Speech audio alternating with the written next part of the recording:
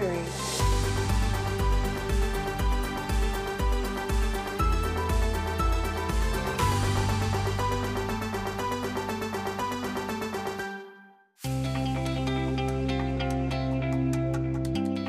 오늘은 인공지능 기술과 예술의 관계에 대해서 이야기해 보도록 하겠습니다.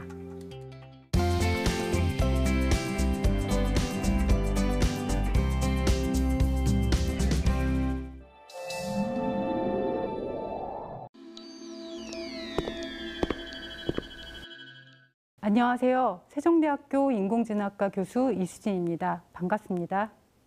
오늘은 인공지능 기술 시대의 예술 작품에 대해 이야기해 보고자 합니다.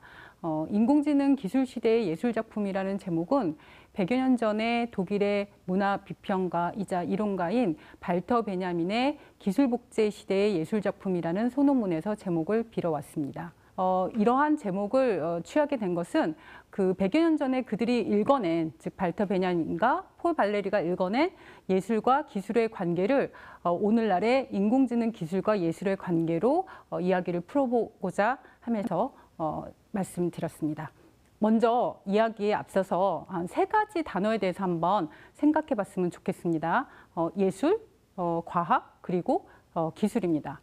자, 먼저 여러분들은 예술이 무엇이라고 생각하십니까? 저는 한 3단어로 축약해서 말씀드릴 수 있을 것 같습니다. 첫 번째는 창의성, 그리고 두 번째는 가능성, 그리고 마지막으로 그 시대를 반영하는 것입니다. 그렇다면 두 번째, 여러분들 과학은 무엇이라고 생각을 하십니까?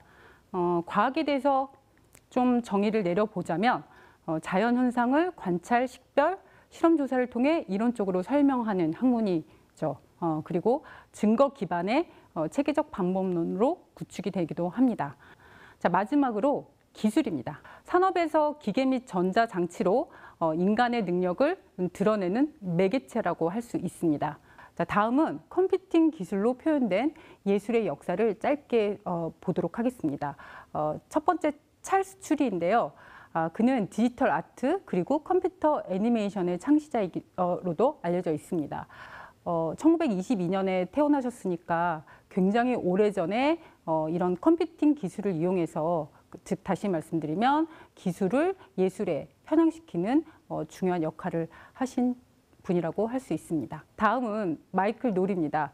컴퓨터 공학자인 그는 가우스 분포를 활용해서 100여 개의 점들을 우연한 배치로 시각화했습니다. 다음은 필립 패터슨입니다. 지금 보시는 것처럼 모나리자를 표현을 했는데요.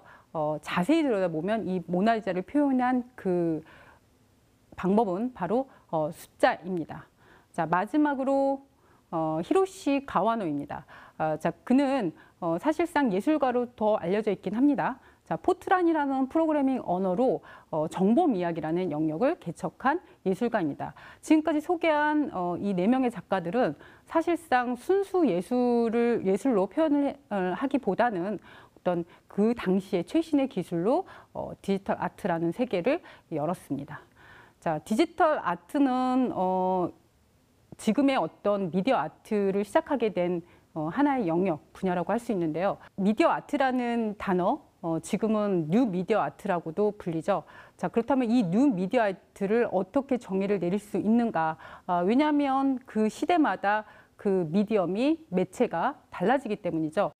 뉴 미디어 아트가 장르인가 혹은 운동인가 어떻게 정의를 내리는가는 크게 중요하진 않습니다. 다만 정리를 하자면 뉴미디어, 즉 새로운 매개체라는 것은 최신의 기술을 기반으로 탄생한다는 것입니다. 자, 그래서 지금의 최신의 기술은 바로 인공지능 기술이라고 할 수 있습니다. 인공지능이 인간의 능력을 흉내내는 광범위한 과학이라면 인간의 능력을 어떻게 흉내낼 것인가에 대해서 의문이 생깁니다. 자, 바로 기계를 학습시키면 됩니다. 머신러닝이라는 단어를 여러분들 좀 많이 들어보셨을 텐데요. 자, 마치 인간의 사회화는 학습을 통해 이루어지는 것과 같이 그렇게 기계를 학습시키는 것입니다. 이 머신러닝의 사이클은 보시는 것처럼 데이터를 수집하고 알고리즘을 학습을 시킵니다. 테스트를 통해서 그 결과를 다시 한번 수집하고 그 과정에서 다시 알고리즘을 개선하면서 적용하는 그 형성된 모델을 사용하게 되는 것입니다.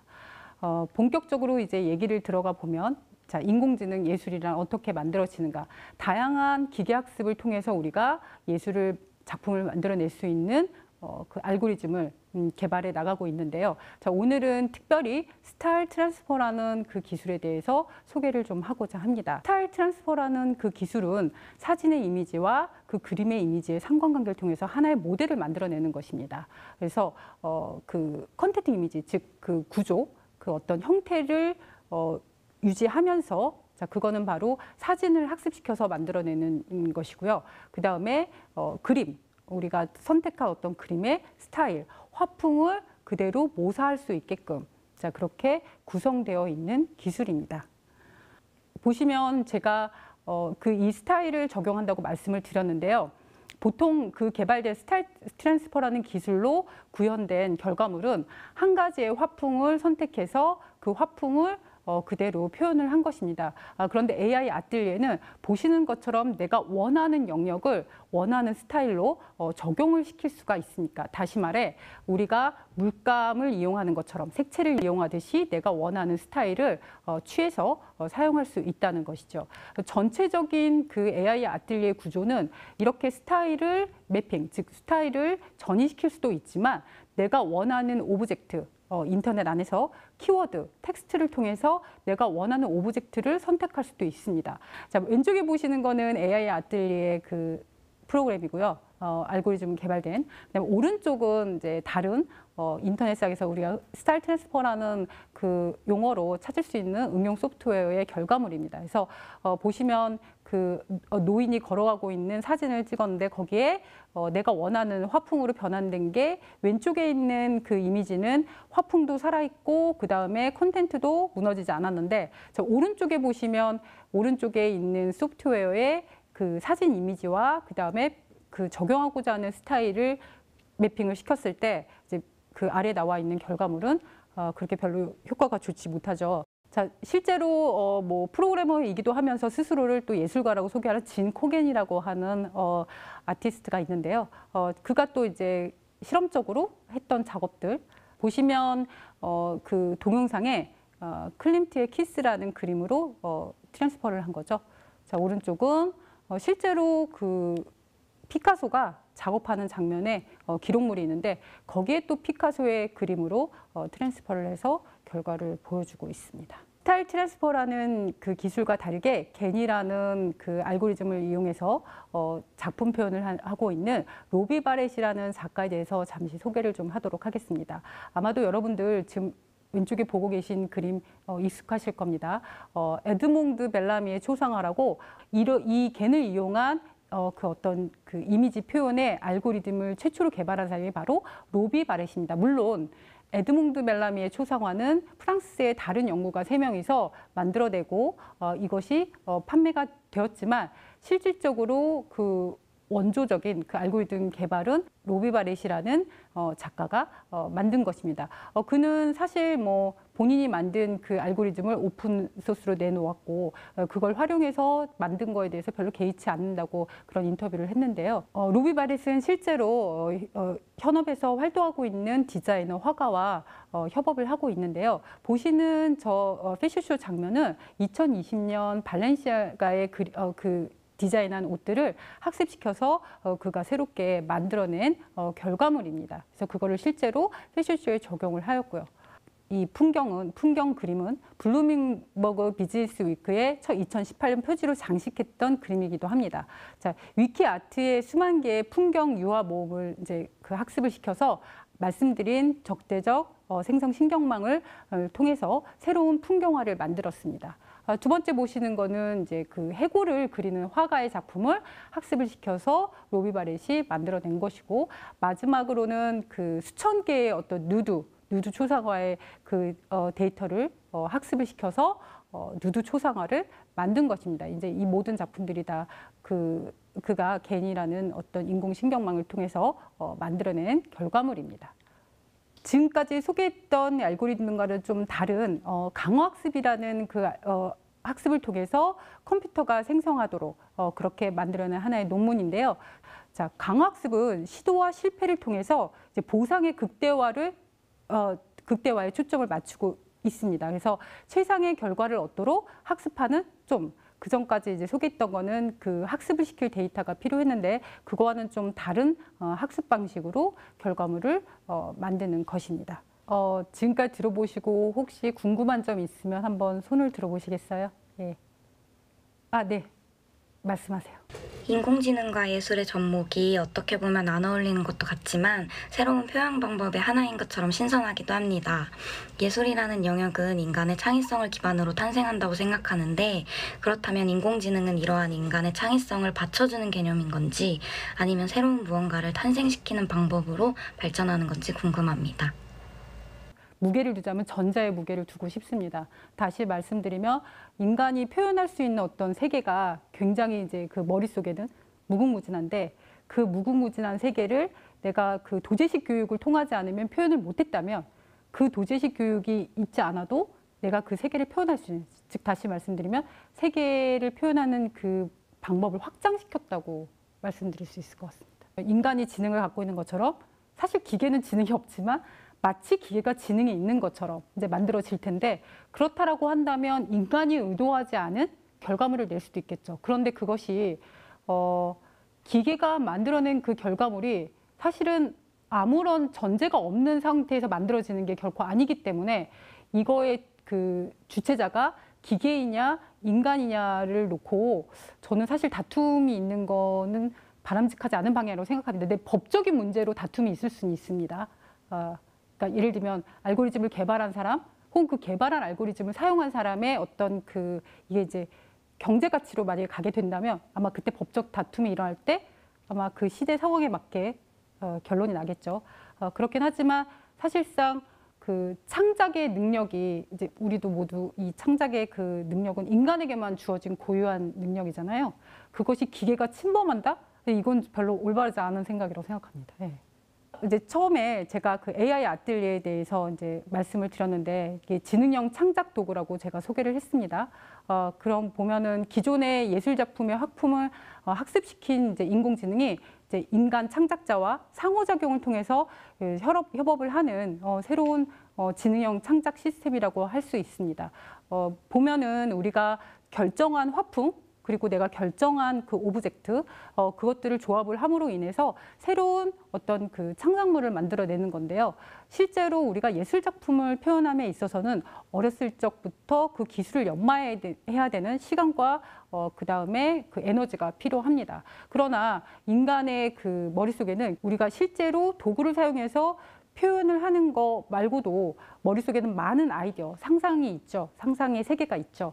자, 그런 상상의 세계를 이렇게 간단하게 컴퓨터, 기계의 도움으로 우리가 마음껏 펼칠 수 있다는 것. 자, 이것이 바로 인공지능 기술이 예술의 세계에 새로운 하나의 그 동기부여를 줄 수 있는 것입니다. 또 질문 있으시면 한번 손들어 보시죠.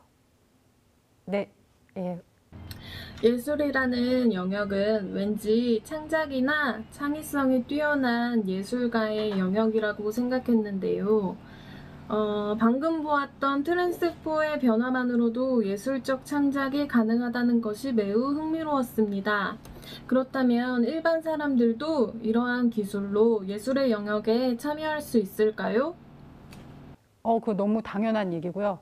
사실은 저는 지향점으로 삼고 있습니다. 아까 시작에 발터 베냐민의 그 소논문을 얘기를 했는데 그때만 해도 이 사진이라는 그 기술의 그 세상이 나온 가장 큰 미덕, 아름다운 것은 누구나 그 이미지를 소유할 수 있다. 즉 다시 말하면 그림을 그릴 수 있는 화가만이 나의 초상화를 갖는 것이 아니라 그렇지 않고 이 기술을 알고 있는 사람이 나의 이미지를 가질 수 있다. 즉 다시 말하면 그 예술이 갖는 아우라를 없앨 수 있는 것이 바로 기술이다 였는데 시간이 지나다 보니 다시 이 사진이라는 그 기술 자체가 예술의 세계로 들어가면서 에디션이라는 걸 뒀죠. 그러니까 무제한으로 복제해서 이미지를 만들 수 있는데 그걸 제약을 시켰어요. 왜냐하면 그래야 작품이 되고 그래야 돈이 된다 이기 때문에 저는 물론 이제 그건 또 다른 영역의 그러니까 논쟁일 수 있는데요. 이 기술이 가지는 가장 아름다운 측면은 바로 내가 예술가이다, 너는 예술가가 아니니까 작품을 만들 수 없다가 아니라 누구나 자신의 세계를 만들어낼 수 있다. 그런데 예술가가 된다는 거는 사실상 그 다음의 문제인 것 같습니다. 그러니까 마치 내가 강의를 하지만 내가 교육자가 될 수 있다는 건 강단에 서야 되고 학생들과 소통을 해야 되고 하는 것처럼 예술가가 되기 위해가 직업적으로 내가 작품을 만들어서 그거를 팔아서 내가 돈을 번다. 이건 또 다른 문제인데 창작을 한다, 창의력을 발휘한다라는 측면에서는 예술가이냐 일반인이냐의 뭐라고 해야 되나요? 그 경계가 있지 않다고 생각합니다. 예. 보시면은 이 AI 아틀리에를 사용해서 제가 2018년도에 전시를 했습니다. 보시는 것처럼 실제로 관람객들이 자신의 그 아이디어로 작품을 만들 수 있도록 하나의 워크스테이션을 만들어 놓기도 했습니다. 이러한 그 전시를 기획한 이유는 이 기술이 예술 작품을 표현하고 서로 소통하는 하나의 공간에 진입을 해서 그로 인해 나오는 작품들이 어떠한 역할을 하고 있고 어떤 의미가 있는지 이 담론의장으로 끌어들이기 위한 기획 의도가 있었습니다. 제가 이제 오늘 AI 아틀리에라는 이 도구를 소개하면서 여러분과 얘기를 해보고 싶었던 건 뭐냐면 누구나 창작자가 될 수 있다는 것입니다. 예술이라고 하면 우리는 굉장히 어렵게 생각을 하죠. 그리고 저도 그랬습니다마는 이런 전시장에 들어가면 굉장히 이렇게 침묵을 해야 되고 되게 조용하고 마음이 경건해집니다. 그게 나쁘다는 것이 아니라 예술 작품이라고 하는 것은 인간이 가질 수 있는, 그러니까 인간만이 향유할 수 있는 하나의 세계입니다. 예술이라는 것은. 자, 그렇기 때문에 누구나 이러한 예술의 세계를 펼칠 수가 있죠. 자, 그러기 위해서 지금의 인공지능 기술이 여러분들에게 그리고 저에게 모든 사람들에게 열려져 있다는 것입니다. 그래서 예술이 갖는 우리가 범접할 수 없는 어떤 거리를 좁히고 이러한 기술이 바로 예술에 다가갈 수 있는 하나의 역할을 할 것이라고 생각을 합니다. 그래서 저는 사실상 이제 학생들을 가르치는 교육자이기도 하지만 이렇게 예술의 어떠한 세계로 진입할 수 있는 진입장벽을 계속 낮추는 그런 기술을 계속 개발을 하도록 노력을 하겠습니다. 이것으로 제 강연을 마치겠습니다. 감사합니다.